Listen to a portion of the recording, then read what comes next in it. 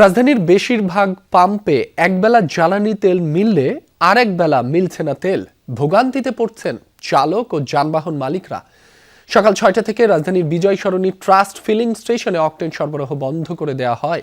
Pump কর্তৃপক্ষ জানায়, পাম্পে তেলের মজুদ শেষ হয়ে যাওয়ায় সরবরাহ বন্ধ। দুপুর ২টা নাগাদ তেল আসার পর আবারও সরবরাহ করা হবে। এ অবস্থায় অনেকেই তেলের জন্য এক পাম্প থেকে অন্য পাম্প ঘুরছেন। পরিস্থিতি মোকাবেলায় সরকারকে কার্যকর পদক্ষেপ নেওয়ার দাবি জানান তারা।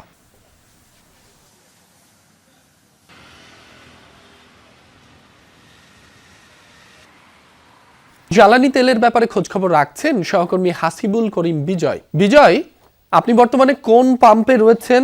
সেখানকার সার্বিক পরিস্থিতি জানাবেন। যানবাহনের চাপ কেমন? তেল কি সরবরাহ করা হচ্ছে এই মুহূর্তে? এই মুহূর্তে আমি আছি আসাদ গেটের সোনার বাংলা সার্ভিস ফিলিং স্টেশনে। এখানে কিন্তু তেল দিচ্ছে। আমি শুরুতে যদি বলতে চাই, রাস্তার বিপরীতেই আরেকটি পাম্প রয়েছে, তালুকদার ফিলিং স্টেশন। সেই স্টেশনে তেল নেই বলে বন্ধ করে রাখা হয়েছে। তবে এখন যে পাম্পটিতে রয়েছে আমি, সেই পাম্পটিতে কিন্তু দীর্ঘ সারি রয়েছে, আমি দেখতে পেয়েছি গাড়ির। এখানে কিন্তু গাড়ি এবং মোটরসাইকেল দুই ধরনের যানবাহনেই তেল দেওয়া হচ্ছে এবং কোনো ধরনের কোনো রেশনিং পদ্ধতি করা হচ্ছে না। যার যতটুকু তেল প্রয়োজন সে ততটুকুই তেল পাচ্ছেন। তবে যারা দীর্ঘ সারিতে দাঁড়িয়ে আছেন তাদের সাথে আমার কথা হয়েছে। তারা বলছেন যে রাজধানীর এমন অনেক পাম্পেই আসলে তেল নেই বলে পাম্প বন্ধ করে রাখা হয়েছে।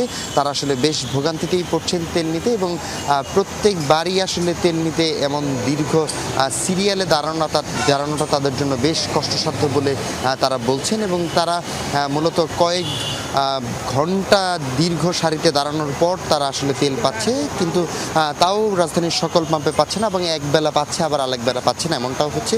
তবে বেশ কিছু পাম্পে, যেমন সোনার বাংলা পাম্প থেকে শুরু করে আরও যে সকল পাম্পগুলো রয়েছে, যারা তেল দিচ্ছে তারা বলছে যে তাদের কাছে তেল থাকা সাথে তেল আসার সাথে সাথেই তারা আসলে তেল সরবরাহ করছে। তারা কোনো ধরনের কোনো রেশনিংও করছেন না।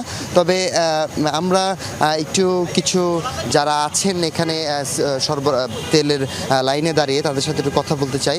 আমি যদি আপনার সাথে একটু কথা বলতে চাই যে কতক্ষণ ধরে আসলে লাইনে দাঁড়িয়ে আছে? আমি 2.5 ঘন্টা ধরে লাইনে দাঁড়িয়ে আছি। আচ্ছা, তেল ঢাকা শহর অন্যান্য পাম্পে তো গিয়েছেন, তো কেমন তেল আছে কি না একটু বলবেন?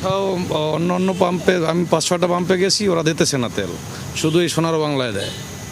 ধন্যবাদ। আমি আরেকজনের সাথে একটু কথা বলতে চাই। ভাই, আপনার সাথে একটু কথা বলতে চাই।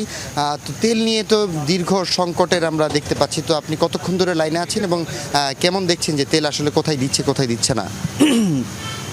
অনেক পাম্পেই তেল দিচ্ছে না। তো এখানে আমি আসছি 1 ঘন্টার বেশি হয়েছে। আমরা এই দিক থেকে লাইন ধরে পুরা ওই যে আসাদ অ্যাভিনিউ দিয়ে ঘুরে পরে এই আসাদ গেট থেকে এই পর্যন্ত আসছি।